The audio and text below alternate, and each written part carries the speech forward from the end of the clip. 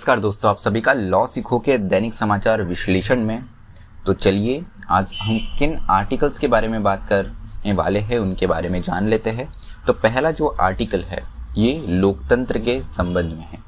हाल ही में western countries में कुछ ऑर्गेनाइजेशन हैं, एक फ्रीडम हाउस और उसके बाद में एक यूरोपियन ऑर्गेनाइजेशन है, जिन्होंने हमारे लोकतंत्र की जो रेटिंग है वो नीचे दी हुई है, जो पिछले वर्षों में रहा करती थी उससे कम दी है, जो कि एक चिंता का विषय होता है। इसको देखते हुए काफी ज्यादा क्रिटिसिज्म भी किया गया और सरकार की तरफ से भी प्रतिक्रिया आई है इसको देखते हुए।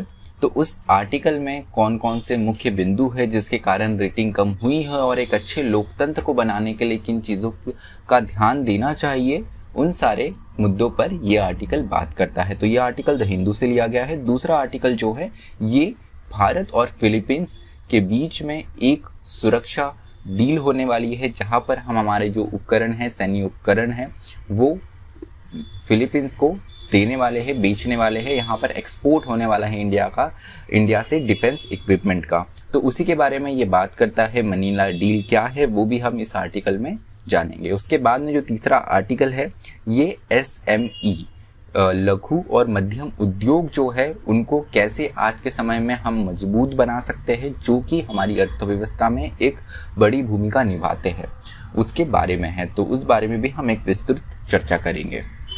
अंत में न्यूज़ इन फ्लैश होता है, जिनमें हम महत्वपूर्ण समाचारों के बारे में चर्चा करते हैं। तो चलिए मैं आगे बढ़ूं उससे पहले लॉ सीखो के प्रोजेक्ट मैवरिक के बारे में आपको बताना चाहूंगा। ये जो कोर्स है क्लैट के लिए है, केवल 100 रुपए की राशि में ये कोर्स अवेलेबल है। तो चलिए एक महत्वपूर्ण अनाउंसमेंट ये है कि लॉ सीखो के चैनल पे जो आप रोज दैनिक समाचार विश्लेषण या अंग्रेजी में थॉरो न्यूज़पेपर एनालिसिस देखते हैं, अब से ये हमारे लॉ सीखो के मेन चैनल पे आना बंद हो जाएगा। अब ये आपको लॉ सीखो के judicial test prep channel, law Sikho के क्लैट प्रेप या लॉ सीखो हिंदी चैनल पे, अगर सिर्फ आप हिंदी समाचार विश्लेषण सुनना चाहती है तो इन चैनल्स पे आपको मिलेगा। तो जल्द से जल्द इनमें से कोई भी, या आप चाहे तो तीनों चैनल सब्सक्राइब कर सकते हैं। तो चलिए आज का MCQ देखते हुए यह है कि responsible AI for all is a strategy of. तो रिस्पॉन्सिबल AI जवाबदेह AI जो है आर्टिफिशियल इंटेलिजेंस निम्न में से किनके द्वारा लाई गई है। आपका ऑप्शन ए है नीति आयोग, ऑप्शन बी है ministry of electronics and information technology, option C है ministry of science and technology विज्ञान और प्रौद्योगिकी मंत्रालय, ये ऑप्शन डी इनमें से कोई भी नहीं। जो भी आपका उत्तर हो कमेंट बॉक्स में जरूर लिखिएगा।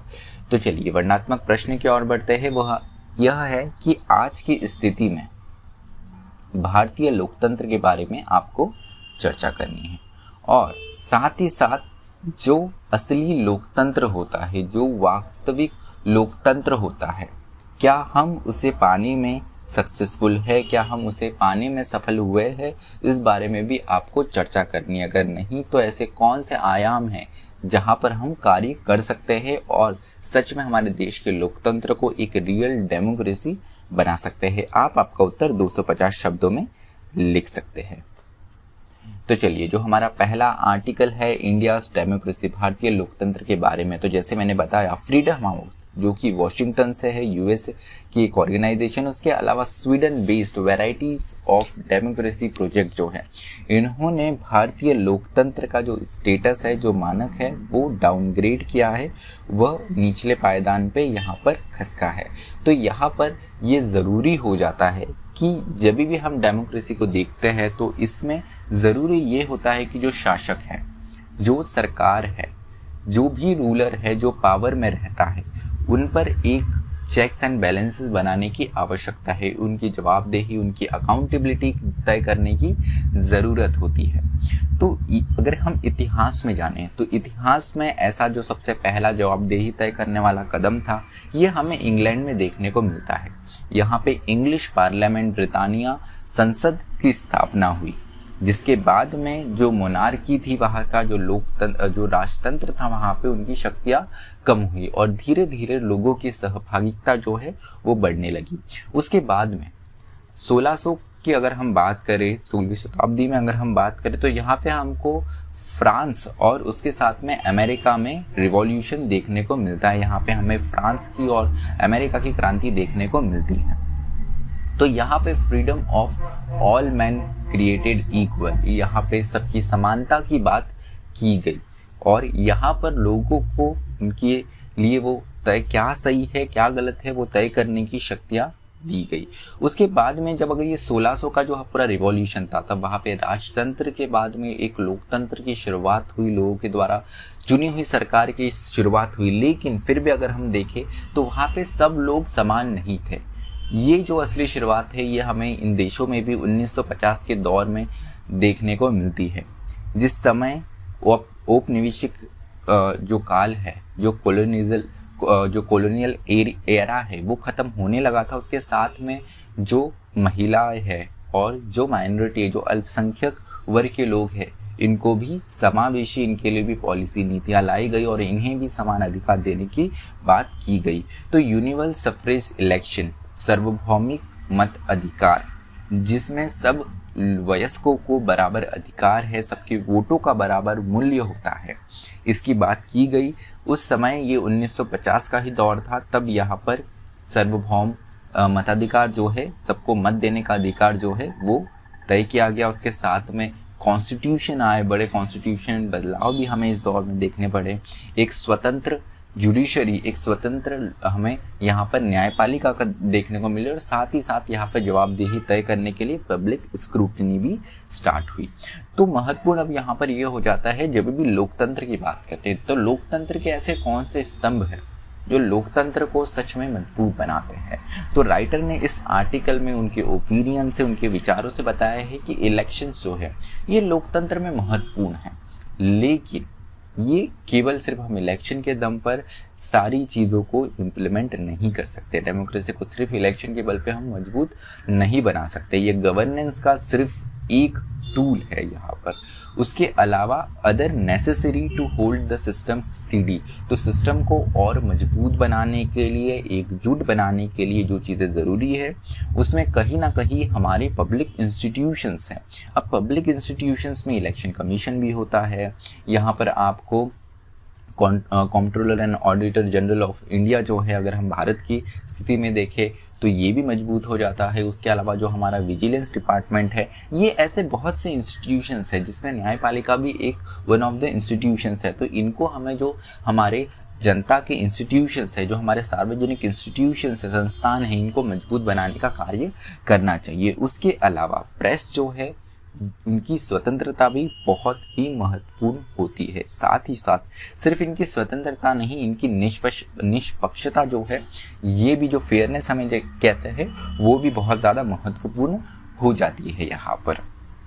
उसके अलावा कौन से स्टेप्स, कौन से कदम उठाए जा सकते हैं? सबसे पहले गवर्नमेंट को अपना तुनक मिजाज जो बिहेवियर है वो कम करना चाहिए। मतलब यहाँ पर सरकार को ज़रूरत नहीं कि आप हर जगह अपना कमेंट दे, अपना ओपिनियन दे। क्रिटिसिज्म होता है, आप पावर में हैं तो क्रिटिसिज्म होते रहेगा, लेकिन हर क्रिया पे प्रतिक्रिया सरकार को देना यहाँ पर ज़रूरी नहीं होता है। सरकार को अपने कामों पर ज़्यादा फोकस देना चाहिए। उसके अलावा courts and press must own up to their part, तो यहाँ पर कोर्ट की और प्रेस की अपनी महत्वपूर्ण भूमिका होती है। इनको निष्पक्ष रहना बहुत ज़्यादा ज़रूरी रहता है। उसके अलावा अपोजिशन जो है, अपोजिशन की भी एक बड़ी भूमिका यहाँ पर रहती है कि अपोजिशन हमेशा एग्रेसिव रहना चाहिए और हमेशा आलोचनात्मक एक जो रुख है वो अपनाना चाहिए, जो भी नीतियाँ देश हित में ना हो। तो अगर हम फ्रीडम इन द वर्ल्ड जो इंडेक्स दिया गया, उसमें पिछले वर्ष भारत 71 अंक थे भारत के पास में 100 में से, अब वो 67 हो गए। तो हम जो एक फ्री डेमोक्रेसी माने जाते थे उससे हम अब एक पार्शियली फ्री, मतलब आंशिक स्वतंत्र डेमोक्रेसी हो गए हैं। तो यहाँ पर भारत, रशिया, मंगोलिया, पाकिस्तान, अफगानिस्तान जैसे देशों की श्रेणी में यहाँ पर आ गया है। अगर हम फ्री कंट्रीज़ की बात करें तो इसमें स्कैंडिनेवियन जो कंट्रीज़ है जैसे नॉर्वे, स्वीडन, ये कंट्रीज़ इसमें शामिल हैं।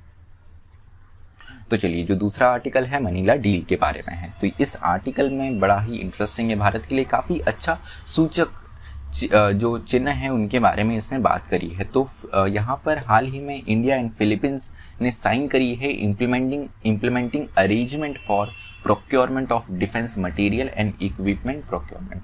तो यहाँ पर जो डिफेंस के उपकरण है उनका प्रोक्योरमेंट करने के लिए यहाँ पर फिलीपींस ने अपनी एक ये रुचि दिखाई है। उसके साथ में ये तैयारी की है कि वो भारत से यहाँ पर जो डिफेंस इक्विपमेंट रहेंगे, जो युद्ध में होने वाले जो उपकरण रहेंगे वो भारत से लेंगे। तो भारत के लिए ये बहुत ही अच्छी एक खबर है, क्योंकि कहीं ना कहीं इससे हमारी अर्थव्यवस्था को भी एक फ़ायदा मिलेगा। उसके साथ ही साथ हम एक बड़ी शक्ति के रूप में भी उभर के आएंगे।